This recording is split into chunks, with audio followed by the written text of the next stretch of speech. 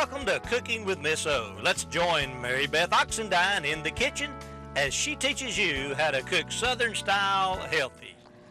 Welcome to Cooking with Miss O. I'm so glad to be back with y'all again, and today we're doing another recipe out of the cookbook. And here's the cookbook, and we're doing day 5 lunch recipe. It's my mother-in-law's Southern vegetable soup recipe, and she would serve this in the summer with fresh vegetables, and then in the winter she would have frozen up vegetables. And for those of us sometimes who don't get the things frozen up, my favorite in the grocery store at Ingles is Pick Sweet, and I use those. They're real good, and you notice they have product of USA, and like I'm always telling you, they have the least amount of chemicals when you do that. And Pick Sweet is famous for picking them and putting them right into the bag. So they're wonderful. And if you can't have fresh, frozen's next best, canned is last. All right. Now we're going to start off. First of all, let me introduce you to my guest. I almost forgot her again, y'all. I get nervous. This is Stephanie Vaughn, and the reason I have her on, it's January. Everybody wants to clean out. She's got a business called A Time to Organize. She was a homeschooling student in Easley, and her family homeschooled all of them. Was there 5, right, Stephanie? Yes, ma'am. That's right. And I homeschooled my youngest, Marie. And so it's so sweet. A mutual friend recommended her. I was praying for somebody to help me after Tom died on just getting things straight, because they had brought everything from the high school in pickup trucks that I had to go through, and I was totally overwhelmed. And any of you that have lost somebody knows that it's very hard to go through their belongings. And my children didn't want to do it. I didn't really want to do it, but I knew we had to do it in a timely manner. And she came in and has been great. So that's why she's on today, because she's just about got me organized, y'all. Well, thank you for having me. Thank you, It's a Stephanie. pleasure to be here. Now I'm going to tell a story on Stephanie. Stephanie is a great organizer, but she don't like to cook. So she's not married yet, fellas, if there's any fellas out there. So I feel like it's my responsibility to get her cooking. So we're starting today, y'all. So here we go, Stephanie, okay? Excellent. Stephanie, we're going to make that vegetable soup you like that I serve you sometimes when you come. And if you'll just pour this 2 cups of water, pour that in our big pot. And then I use the organic at Ingles, and this is the diced tomatoes, and you'll see I say all that in the cookbook. Everything I use is at Ingles except for my Be Well honey. Hope one day they'll be at Ingles too. Now, this is my Pampered Chef can opener, which is wonderful, because if you're cooking with children, children can't get hurt on the cans or with this. It has a real clean, smooth edge. There's nothing sharp, and it's wonderful. And kids can do this. Just keep your directions, because it took me almost a year to figure out how to use it. I wanted to put it on the side, and this goes on the top. You need to go around about twice so that, because it cuts all the glue. And if you'll put that in, please, Stephanie. All right. So we use 2 cans of that. Then, could you hand me back that measuring cup, please, Stephanie? Yes, ma'am. All Here you right. are. Thank you. And then I do my organic pepper, and I do my sea salt. I get all that from Ingles, and I do the Simply Organic pepper. And if you'll pour that in for me, please, Stephanie. And how much was that? That, it's in the cookbook. Oh, okay. You can go put it. It's 2 teaspoons of salt and 1/4 of a teaspoon of black pepper. Excellent. So now in my cookbook, I have a cup of green beans, but I put in a half when it's other people. My family just loves green beans, and they like their soup a little bit thicker, but some people don't. So I just do a half a cup of the green beans. Here we go. And then I do a half a cup of the corn. Now in the summer, I take a fresh ear of corn and I cut it off, and that's a whole different Pampered Chef tool, and I'll do that this summer and show y'all how to do that. So we do a half cup of the corn. Would you pour that in for me, please, Stephanie? Then you can put these in Ziplocs, pop them right back in your freezer, and then keep taking them out. Just make sure they're in Ziplocs. And then you can take them out and just pour it out, and they don't freeze together or anything. Stephanie, would you put that back in the freezer Yes. for me? Thank you. The refrigerator there. You just need 1 potato. I bought my potatoes from Ingles, and they have an organic brand now that's out of North Carolina that they use. And so I get that, and then sometimes I peel them, sometimes I don't, and I'm going to peel this right here. And then we're going to cut this up.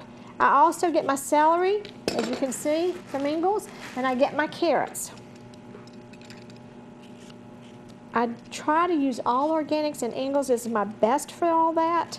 Now, the reason I used, this is a gold potato, that's a Yukon Gold. The reason why you're going to use yellow potatoes is because a yellow potato is just right there with the sweet potato. It has good nutrition. When you use just the white Idaho, it just turns to sugar. It doesn't have the nutrition value that this does. And if you have any kind of sugar problems, low blood sugar or diabetes, type 2, type 1, you can eat a yellow potato and it not raise your sugar like the white, and you can eat the sweet potato. So that's why I always use this now, and it has more nutrition value to it too.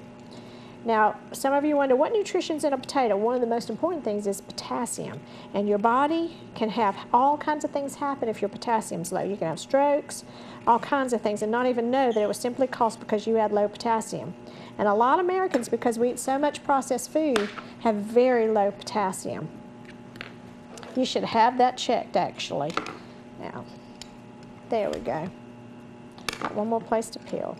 This is my Pampered Chef peeler. I love it. It's the easiest one I've ever had. And it's the one that's lasts the longest because I peel all the time, y'all. Now, I also get the white in the winter. I get the white onions, and I get them. Stephanie, would you look on that and tell me who the company is? I know it. I've just forgotten. Del Monte. Del Monte's the only one I found. Ingles carries them regularly. A lot of other stores don't, but they're grown in the United States. And remember what I've told you, in the winter it's tougher, but try not to buy anything that's not grown in the United States because all kinds of chemicals that we don't even allow in our food here are still allowed overseas in different places. And DDT is the worst one. Here we go. I take a half of an onion. And then Stephanie, would you I put a tablespoon of olive oil in that pan. Would you do that for me, please? And then turn it on to medium. We're going to saute the celery, the onion, and the garlic, and then it gives your soup a little bit better flavor. Put it not there. Put it in the frying pan. Caught you just in time, didn't I? Yes, you did. It wouldn't have hurt. It wouldn't have hurt the soup. I told you I wasn't good at cooking. You're going to be when I'm done with you. And you said to go ahead and turn it on? That frying pan, please, yes. All right. What do I turn it on to? Medium. All right. And we're going to saute it. I have a small saute pan. I got that at Walmart, y'all. Here we go. And we're just going to saute this onion in that half tablespoon of olive oil, and show them what olive oil. Tell them what olive oil I have there, Stephanie, please. This would be Bertolli Extra Light. Now let me tell you why I do extra light. My family's Southern, and they're not used to olive oil. And when you get the color that my grandmother used to, the darker color, which I was raised on, which is, you know, as it gets darker, the healthier it is, but it's all healthier than Crisco or lard or any of that. It has such a taste that Southerners can't handle it. So that's why I do the extra light. It doesn't have a flavor to it. So it doesn't give that funny taste that you have with the others. And it's funny to people that haven't used it all their lives. So that would be how you ease into it, I guess. Ease way into it, Excellent. yes. And you can buy that at Ingles. Here we go. Now, Stephanie, would you scrape this off into the pan for me, please? Here you go. Now, what we're going to do is, I have my garlic. I get my garlic from Ingles. You can get it organic. You can get it several different ways, actually. You can get it in a box and all. And I've used this, I think, my whole marriage in cooking. You don't even have to peel it. With my Pampered Chef garlic press, my daughter gave it to me one year. It was wonderful. Now this, my daughter gave to me too one year, and it took me a year till the next Christmas when somebody showed me how to use it because I didn't want to hurt my daughter's feelings and I didn't tell her. And because I kept trying to do it on the side, it doesn't do that, it's on the top. So don't feel bad, ask somebody sooner than I did, y'all. Okay, you just put the garlic press in the garlic press. You don't have to peel it or cut it up, and that way you don't get it all over your hands and then your hands stink when you go to church after getting ready for Sunday dinner. And I just press this in here. And I'm not very strong, y'all. If I can do this, anybody can do this. An 8-year-old child could do this. Here we go. Then I use my knife here just to scrape off that. And what's inside is just the peeling. And so that's all you have to do right there. And look, It's great. What I use to wash my hands after onions and stuff like this is the lemon from Bath and Body Works and the lemon soap, and it is wonderful. So when I go to wash this so it doesn't smell, I put Bath and Body Works lemon soap inside that and wash it. We are ready for a commercial break. I will see you back here in just a minute. Thank you.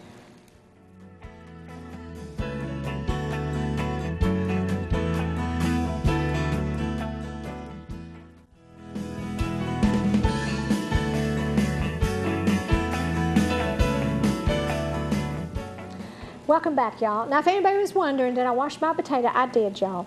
And I did it while y'all were at commercial break, and now we're going to cut this up. Now, for those of you that young children or young people, I cut the potato in half. I taught 3rd grade, so if I sound too simple to a lot of y'all, remember there's always somebody that's just learning. I cut that half in half. Then I cut that in half, okay? And then I cut that one, turn it like that, cut that one in half, and then you could just go down and cut it just like that. And if I always had a knife, and I used it on one of the shows for my littler kids, when my kids were young, that doesn't have this point on the end, it's just rounded. And that way for children, they won't hurt themselves. You can get them, if you have children, have them cutting the potatoes, have them peeling the carrots and everything. Get them involved, because both of my kids are great cooks. And that's wonderful, because now I don't have to do all the cooking. I have people cooking with me. Let me cut that off. There we go. Stephanie, why don't you peel that carrot for me, please? All right. That's an easy peeler, isn't it? It is Stephanie? really nice. I like it a lot. I've already washed my celery. And Stephanie, would you rinse off that carrot when you're done, please? Yes, I will. Thank you. And Stephanie, I'm going to show you how to cut the carrot, and then you're going to cut it for me, okay? All righty. While I work on the onions and stuff. Now, you don't want your celery too thick. Now, the reason why you need celery in your food, y'all, is because celery lowers cholesterol. Celery is wonderful for the heart. My grandmother, who got us eating celery, the one from Europe, she lived to be 97, never had any problems with her heart at all. She was playing basketball and swimming regularly at 89 years old with us. So, and I mean, could get around like crazy. Oh, I need to put that in there. There. Here, Stephanie, let me show you. Cut it right down, hold it here, take your ends off, both ends, then cut it right down there, and then just slice it, okay? All right. Thank you. Now, the onions are sauteing with the garlic, and when you do that, and usually I saute my celery too, but I already dumped it in, but you can do it either way. And if you do it like this, then you have a better flavor. Now, this is something my mother-in-law didn't do. This is what my European grandmother did, sauteing everything in olive oil. So it gives it a little bit different taste. I was at a conference, a women's conference, speaking over at the Georgia Conference Center and before Christmas, and the chef there was from New York. And they do the cooking for that conference center, and he makes the best vegetable soup next to this one that I've ever had. So I'm going to have him come on to make that vegetable soup, so you'll have 2 versions of a vegetable soup. I think that's a New York version, and this is a South Carolina version, okay, with just a little touch of olive oil from my grandmother. Here we go. Now, do y'all see how not too brown? I didn't burn it. And then we just put that right in there. Now, what I do is I start my vegetable soup off in a pan like this. This is a Pampered Chef pan, and I love it, y'all, because this does not stick. It's wonderful. And I just stir everything around, and then we're going to put those carrots in. And then we turn this up to high. Go ahead and put that in, please, Stephanie. That was great, Stephanie. See, you're going to make some man a great cook one day. I'm so proud of you. Why, thank you. Okay. And I'm going to be organized. So, this is how it looks now, y'all. We're going to turn that on. Stephanie, would you turn that on to medium high? Thank you. And turn off this other one. Now we're going to go right into making the cornbread. With the vegetable soup, my mother-in-law always made cornbread. She made it several different ways. Sometimes she would take a frying pan and fry it like that, and I loved it like that. And then she would do muffins. Now the reason I do muffins is because then you can pop this in a freezer bag, whatever anybody doesn't eat, and you can take it out to use in your stuffing, or there's a layered cornbread salad you can do, all different kinds of things, and then it's already done and you don't have to do it. Okay, now we're going to do the healthy Southern cornbread. This is done with I ground my wheat before I came on today and ground my corn too. So we're going to do that. First of all, we just need to put in the wheat. Here's my fresh ground whole wheat flour. That's a cup of that. Here, Stephanie, I'm going to hand that to you, please. Then we're going to dump in the corn. Stephanie, I'm going to get you to stir all this, okay? All righty. And then my baking powder and my sea salt. And remember, the baking powder I use does not have aluminum in it. Make sure your baking powder does not have aluminum. I buy all this at Ingles. And then we have to put in 1 egg. Okay, come over here, Steph. All right. Okay. Oh, Stephanie, would you get the milk out for me, please? Thank you. All right. We need a 1/4 of a cup of olive oil. And then, that's the milk I use. I buy that at Ingles. And if y'all are low in D3, good milk to use. Stephanie, why don't you come over here, and I'm going to give you the milk. Before we do that, I just did the olive oil. Let's do some honey in here. Now, y'all, you can use sugar. If you do this cornbread, you can use from 1/3 to 1/2 cup of sugar. Now, if you're trying to cut costs and be healthier, I would do the Be Well honey because it's healthier. It takes a little while in cornbread to get used to the flavor of the cornbread when you use the Be Well honey. Always remember to use oil before you pour your honey in anything, or it won't come out. That took me a while to figure out too, y'all, how to get the honey out. And I do a 1/2 cup in my cornbread. I think I'm about there, Stephanie. All right. You want to pour that in for me, Yes, please? I can do that. Okay. And we'll put the milk on top of that. That is so much easier. What a handy trick. Look at that. It'll come out. It'll take it a little while, but it'll come right out. And that's wonderful. Let's go ahead and add the milk to it. And then that'll Okay. take some of it out too. 1 1/4 cups. Yeah, I gotta turn that around so I can see that. There we go. Thank you. Now, if you have milk allergies, this cornbread, take the 1 1/4 cups of milk and just do water. And it'll taste great. It'll rise fine. It won't hurt it at all. Okay? Now, I will tell you, some people who have wheat allergies, the doctors have said they have wheat allergy, you need to check fresh ground wheat because most people do not have problems with that. Would you go ahead and stir it? If it's the fresh ground. Probably a lot of the problems with the wheat people are having today is because they use formaldehyde in your bread at the grocery store. They use formaldehyde in a lot of your wheat products, your crackers and all kinds of stuff. And that's why people are really having troubles and allergies. They think it's the wheat they're allergic to. It's actually the formaldehyde. And that's what my daughter was so allergic to, Stephanie. Here we go. Now, when you use raw meat, raw eggs, always, always wash your hands afterwards. Sorry to turn my back on y'all, but Stephanie's got it under control. Now, Stephanie, when you're stirring something, you need to get to the sides and look on your bottom. See how you're white, your flour? Make sure it's all mixed in. Kids, if you're listening, when you're mixing something, make sure you look. That's why it's good to have a glass bowl, because then you can look and see, all right? Now, let's just, Stephanie, would you put this up for me, please, and just leave that in there and let it sit now. All right. When you have fresh ground whole wheat flour, it will grow, and it will thicken up if we leave it alone here. And I'm hoping that as y'all can see that, it's already starting to bubble. It's a live enzyme here. It has not been killed because I just ground it. It takes 72 hours for it to die.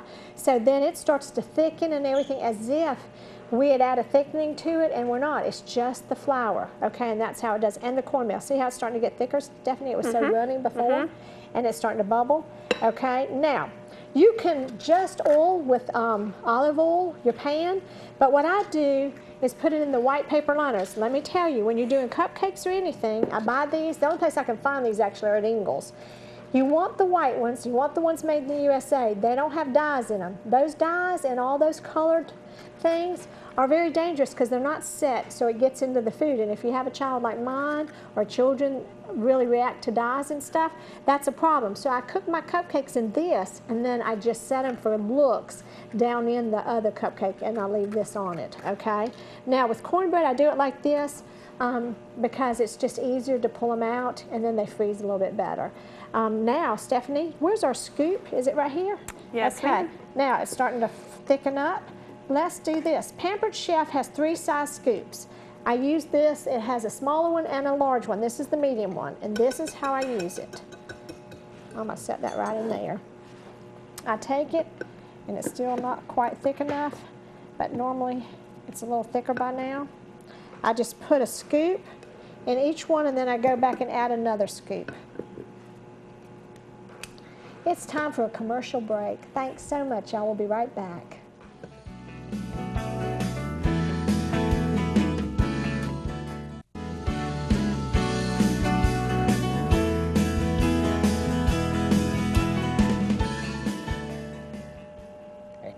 Amen. Well, y'all, you ready to try the soup and the cornbread? Absolutely. Stephanie, let's see, y'all. This, you know Marie Pritchard, that works with me. And some people get my Marie mixed up and Marie Pritchard with us. And this is her wonderful husband, Joel, who has encouraged all of us and kept us going here and has encouraged me as a widow. And I've really appreciated both of them in my life. So, we just want to go ahead. We're having lunch together, and we wish all of y'all had a bowl and could join us. Let's go. And Stephanie, thanks so much for coming. Thank now you for you're coming having home me. to organize all the Of mess course. I made in the kitchen, getting ready for the show. So, You have to come to my house, Stephanie. I need you desperately. Well, thanks. Let's see how it is, y'all. And if it's bad, we're on a TV show, so y'all can't say that, okay? it's delicious. It's great. It's very, very good. This is dedicated to my wonderful mother-in-law. Thanks. We just thank you for watching today. Thank you for coming again. Thank you. Have a blessed day.